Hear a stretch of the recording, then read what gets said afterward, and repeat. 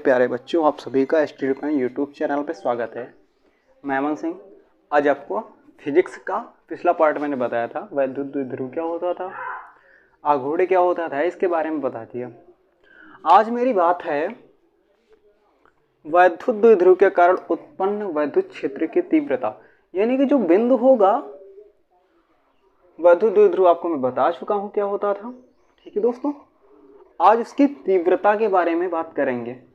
इनकी तीव्रताओं को हम निम्न प्रकार से निकालते हैं। जो वैद्युत द्विध्रुव के कारण वैद्युत क्षेत्र की तीव्रताएं निकाली जाती हैं दोस्तों, ये निम्न प्रकार से निकाली जाती हैं। तो पहली ही पहला मान लेते हैं अच्छी स्थिति। अच्छी स्थिति ये होती है पहली स्थिति। ठीक है बच्चों, ये कौन सी स्थिति होती है? पहली स्थिति।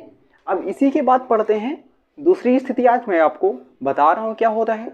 दूसरी स्थिति पढ़ते हैं निरक्षीय स्थिति। निरक्षीय स्थिति ये आपकी दो स्थितियां हो गई। अब आपसे लास्ट में तीसरी स्थिति में आपको बताता हूं। किसी भी स्थिति में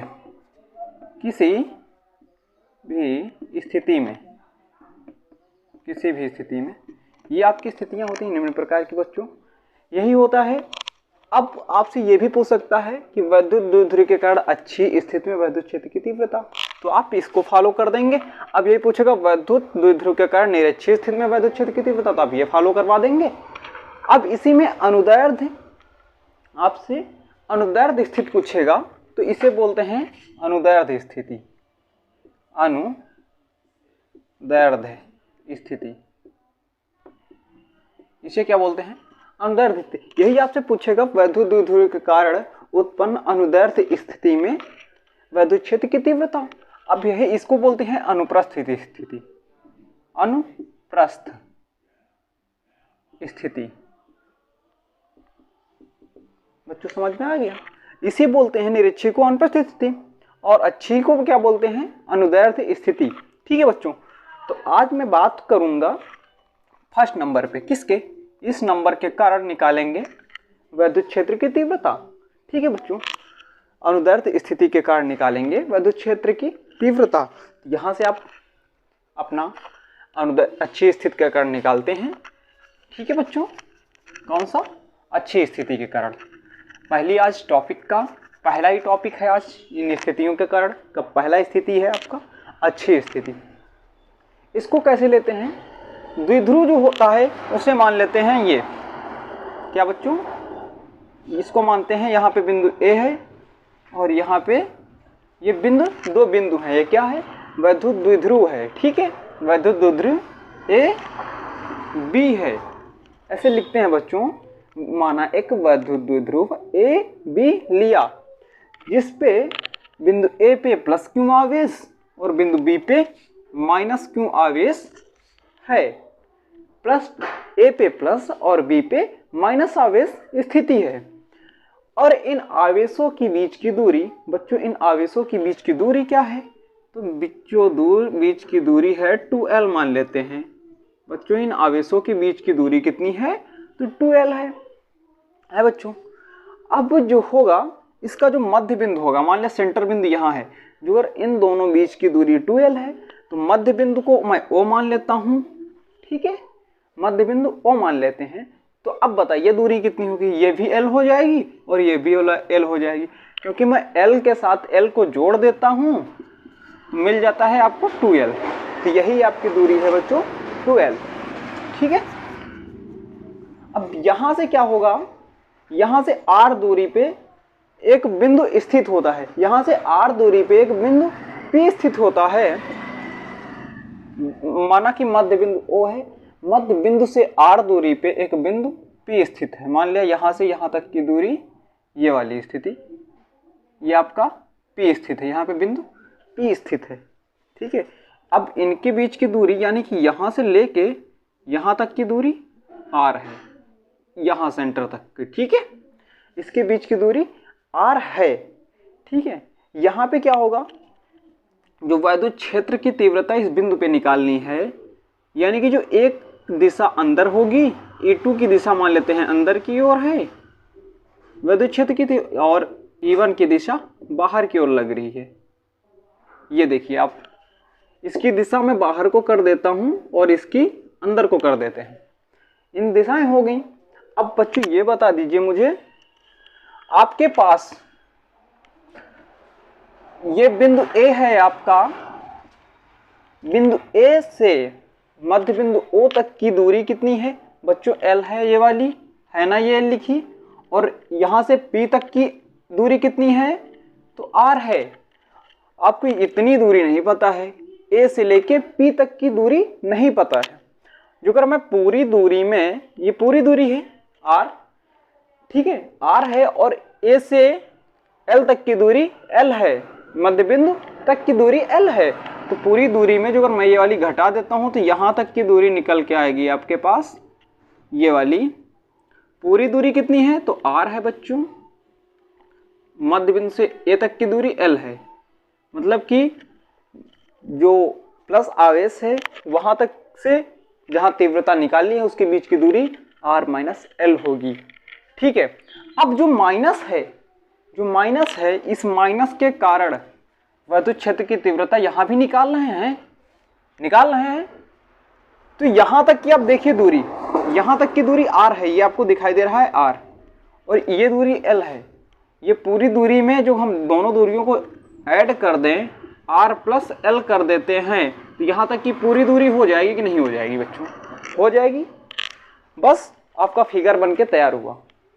लिखेंगे जैसे, माना एक वैद्युत द्विध्रुव ए बी है जिसपे प्लस क्यू और माइनस क्यू आवेशों से मिलकर बना है।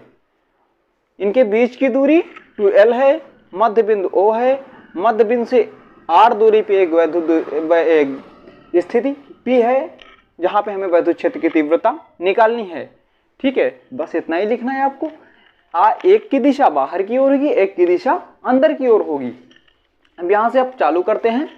अब एक आवेश उठा लेते हैं बच्चों, मैंने उठा लिया प्लस क्यू आवेश। यहां पे लिखते हैं प्लस क्यू आवेश के कारण विद्युत क्षेत्र की तीव्रता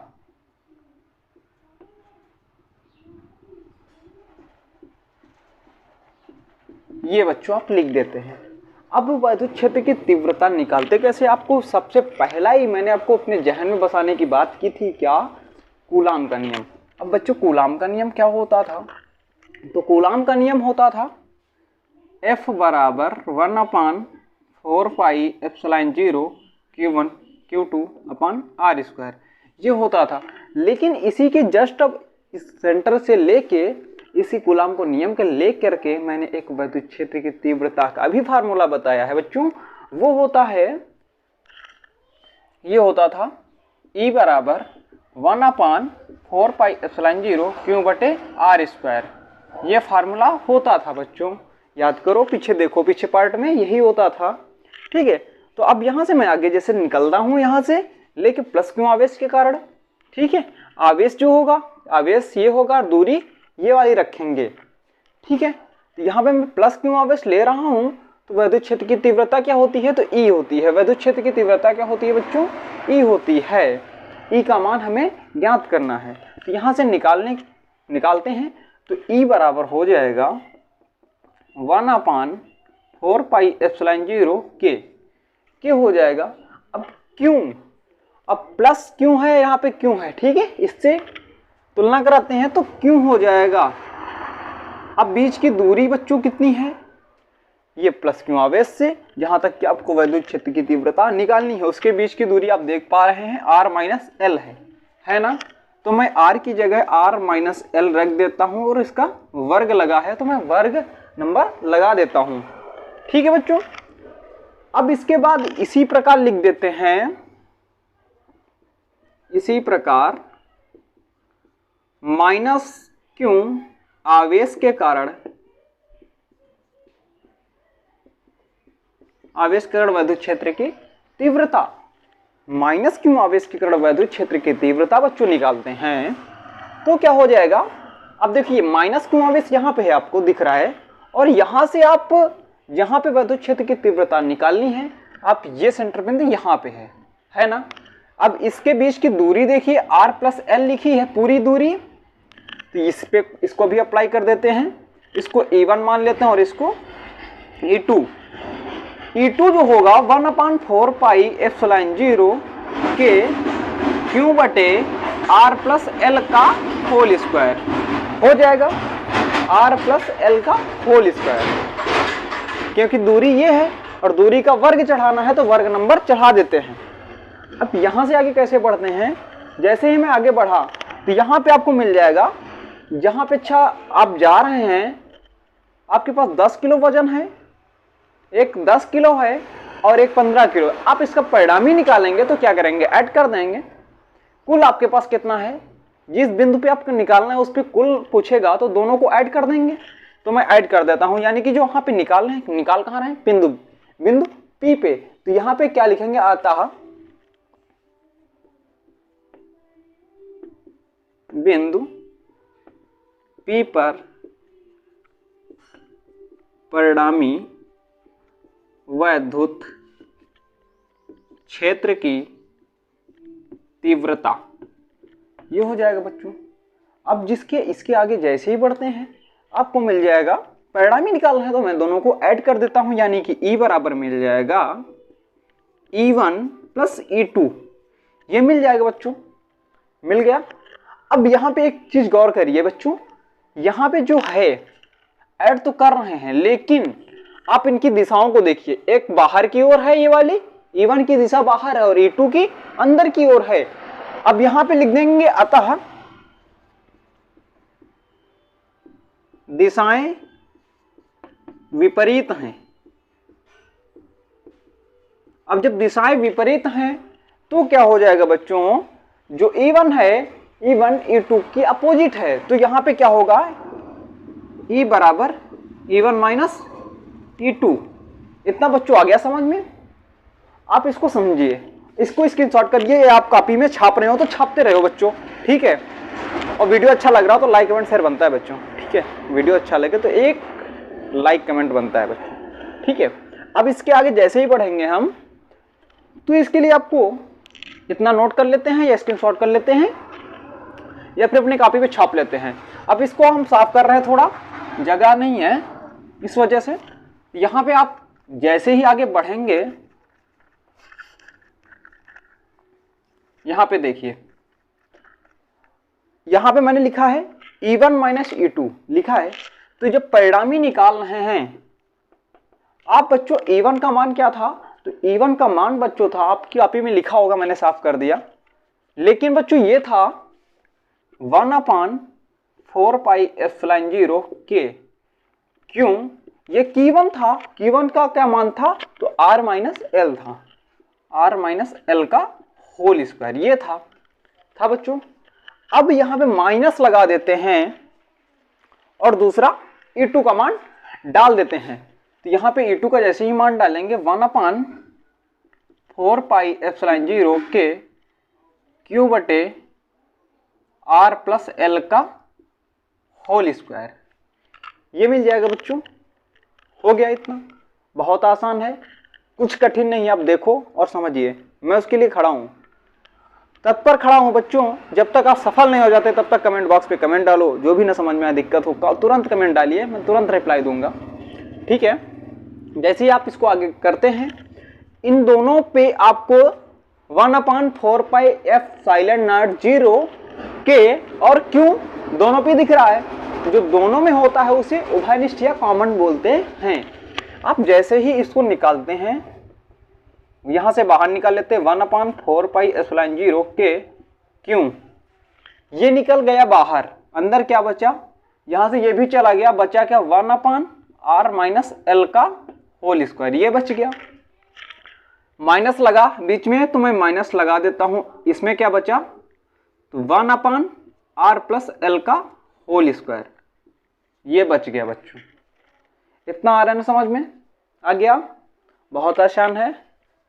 अब यहां पे देखिए बचा क्या है, Q बटे 4 पाई एप्सिलॉन 0 के, ये तो बचा है। अंदर आप क्या कर सकते हैं, आप इन दोनों का लासा लेके आप तिर्यक गुणा करा सकते हैं, मल्टीप्लिकेशन करवा सकते हैं। आप गुणा करवाइए इन दोनों का, अब इसका इसके साथ गुणा हो जाएगा और इसका इसके साथ गुणा हो जाएगा।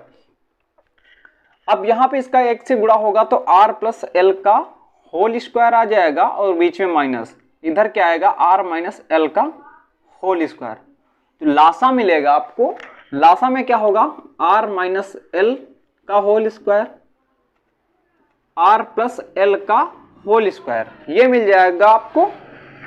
अब जैसे ही इसके आगे आप बढ़ रहे हैं, ठीक है बच्चों, अब जैसे ही इसके आगे बढ़ेंगे r प्लस एल का होल स्क्वायर था बच्चों, यहाँ पे ये होगा स्क्वायर, ठीक है।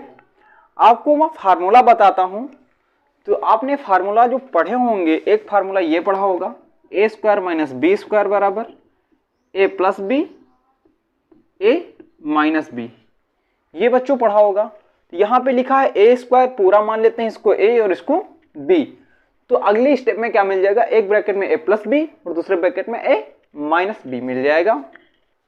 लेकिन आप इसको करने के साथ मेरे साथ हैं तो आप बिल्कुल आसान मिलेगा आपको। देखिए E बराबर क्यू बटे 4 पाई एप्सिलॉन 0 के, ये मिल गया। अब इसके साथ यहाँ आते हैं तो ये A और B लिखा है, A प्लस बी का होल स्क्वायर क्या होता है बच्चों, तो ये भी आप फार्मूला लिख लेते हैं, A square plus B square plus 2ab, ये फार्मूला होता है बच्चों। और इसके आगे a माइनस बी का होल स्क्वायर है, तो a माइनस बी का होल स्क्वायर क्या होता है, तो ये होता है a square plus B square minus 2ab। इसमें जो 2ab है वो माइनस का हो जाता है और पूरा स्टेप वही होता है। ठीक, यहाँ पे मान डाल देते हैं, a square plus B square plus 2rl, ये हो जाएगा। अब जिसके इसके आगे बढ़ते हैं, माइनस लगा, बीच में माइनस लगा देते हैं, अंदर क्या होगा A square plus B square minus 2rl, क्योंकि ए के पद में आप ये बोलेंगे और rl के पद में ये बोल देंगे आप, R square plus L square minus 2rl, ये बोल देंगे। नीचे क्या हो जाएगा बच्चों, अब नीचे की स्थिति क्या बताएंगे, तो ये होगा a प्लस बी एक ब्रैकेट में था और एक ब्रैकेट में a माइनस बी था बच्चों। अब इसको जैसे ही आगे बढ़ेंगे, इसको हल कैसे करते हैं, जो मल्टीप्लिकेशन में था तो इसे मैं लिख सकता हूं R square minus L square का होल स्क्वायर। हो सकता है बच्चों, नहीं हो सकता, हो जाएगा। देखिए एक बार ये लिखा है माइनस के साथ, एक बार प्लस के साथ लिखा है, तो यही तो लिखा ए स्क्वायर माइनस बी का ए, आर स्क्वायर माइनस एल का होल स्क्वायर। आप सिंगल सिंगल खोलिए तब भी वही आ जाएगा। इस स्टेप के साथ खोलिए एक को एक, फिर इसका मल्टीप्लिकेशन कराइए, लास्ट में ये मिल जाएगा आपको। 2 बार पद में लिखा है तो आपको ये मिल जाएगा, ठीक है। अब मैं इसको आगे हल करते हैं, तो E बराबर मिल जाएगा क्यू बटे 4 पाई एप्सिलॉन 0 के। आप यहाँ पे पहला पद तो वैसे ही लिख देते हैं, R square plus L square plus 2rl, ये मिल जाएगा बच्चों। जो माइनस होता है, माइनस जब गुणा कराते हैं तो सारे के सारे चिन्ह बदल जाते हैं। ये आपका प्लस का है तो ये भी माइनस का हो जाएगा, और ये भी प्लस का है तो ये भी काहे का हो जाएगा, माइनस का हो जाएगा, और ये प्लस का हो जाएगा, ठीक है। हो गया बच्चों। अब नीचे क्या लिखा है, तो नीचे लिखा है R square minus L square का होल स्क्वायर लिखा है बच्चों। अब इसको पढ़ा रहने देते हैं। अब यहाँ पे देखिए कुछ कट रहा है, तो ये बच्चों हाँ जी हाँ कट रहा है बच्चों, आर स्क्वायर से आर स्क्वायर कट जाएगा, एल स्क्वायर से एल स्क्वायर कट जाएगा। सर आप ये भी देखिए, अब इसके आगे जो 2rl है और 2rl है, ये आपस में ऐड हो जाएंगे, हो जाएगा क्यू बटे 4 पाई एप्सिलॉन 0 के, ये ऐड होके मिल जाएगा 4rl, क्या 4rl, ये मिल जाएगा। नीचे क्या R square minus L square का होल स्क्वायर, ये मिल जाएगा बच्चों। सर ये हो जाएगा, इतना आसान है बच्चों, बहुत आसान है। अब इसके आगे जैसे हल करते हैं, तो यहाँ पे एक स्टेप बढ़ाना पड़ता है, तो आप लिखेंगे क्या, r की तुलना में l नगण्य है, r स्क्वायर की तुलना, क्योंकि यहाँ पे r स्क्वायर है तो ऐसे लिखते हैं r की तुलना में l नगण्य है। नगण्य मतलब क्या होता है, जीरो। मान किसका जीरो होता है, तो ये भी कंफ्यूजन की बात है, तो यहां पे मैं बता देता हूं r स्क्वायर की तुलना में l स्क्वायर नगण्य है। नगण्य मतलब जीरो होता है बच्चों, जीरो। अब जैसे ही इसको जीरो कर देंगे, किसका, l स्क्वायर का मान जीरो कर देते हैं। अब जैसे ही l स्क्वायर का मान जीरो कर देंगे, आप वैसे ही क्या मिल जाएगा अगले स्टेप पे, आपको यहां पे आपको बता रहे हैं अगले स्टेप में क्या मिल जाएगा।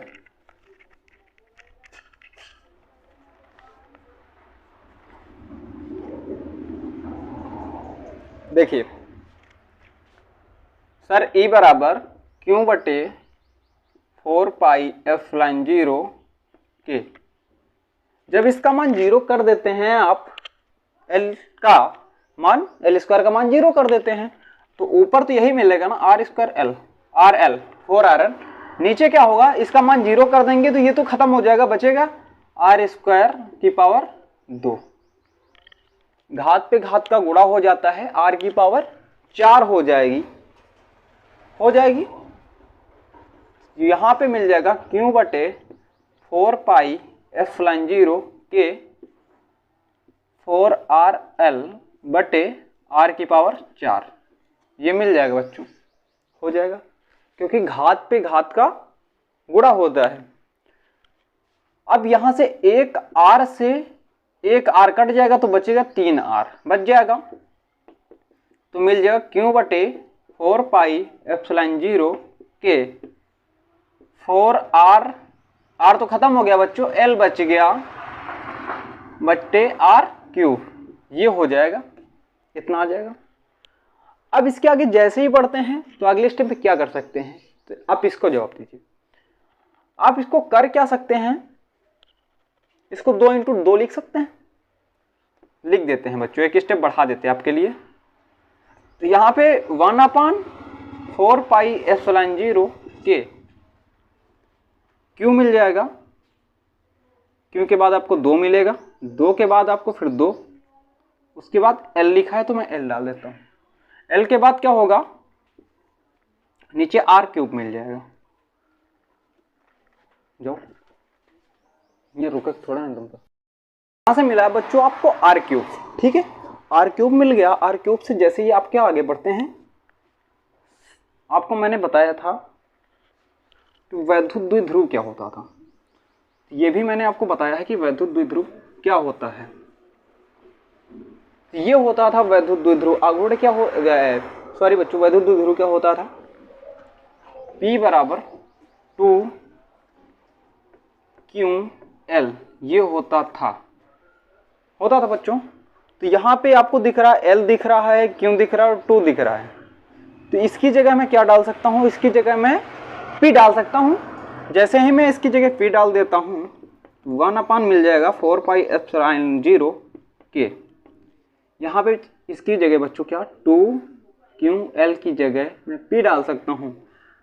तो यहाँ पे बचा क्या, एक तो 2 बच गया, दूसरा इसकी जगह में P डाल सकते हैं, तो P मिल जाएगा बटे R क्यूब मिल जाएगा, इतना मिल जाएगा।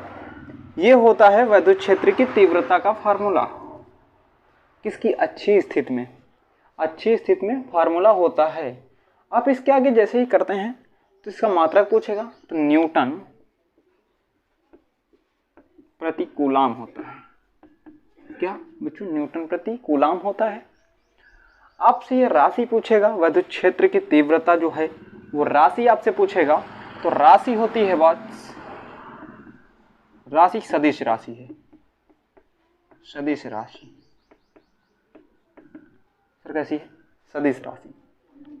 अब इसके आगे बहुत आसान है, इसके आगे आपको मैं दूसरे अगले पार्ट में बताऊंगा निरक्षीय स्थिति क्या होती है। कौन सी, निरक्षीय स्थिति। ये तो ये आपको वीडियो अच्छा लगा हो तो लाइक कमेंट जरूर करके बताइए, वीडियो में कमी क्या है। कमी तो होगी नहीं बच्चों, जो भी आपको फंस जाए वो आप कमेंट बॉक्स पर डालिए और मैं उसका सलूशन दूंगा। आपके सलूशन के लिए मैं अमन सिंह खड़ा हूँ और अमन सिंह से जुड़ने के लिए बहुत बहुत ही स्वागत है। जुड़े और आप फिजिक्स को बहुत ही आसान तरीके से समझने की कोशिश करेंगे, और कोशिश नहीं, मैं आपको बेहतर से बेहतर सिखाऊंगा। फिजिक्स बहुत ही आसान है बच्चों। फिर से मिलेंगे S T point YouTube channel के साथ, निरक्षी सीख के साथ। कौन सी? निरक्षी सीख के साथ फिर से मुलाकात होगी S T point YouTube channel के साथ अमन सिंह से।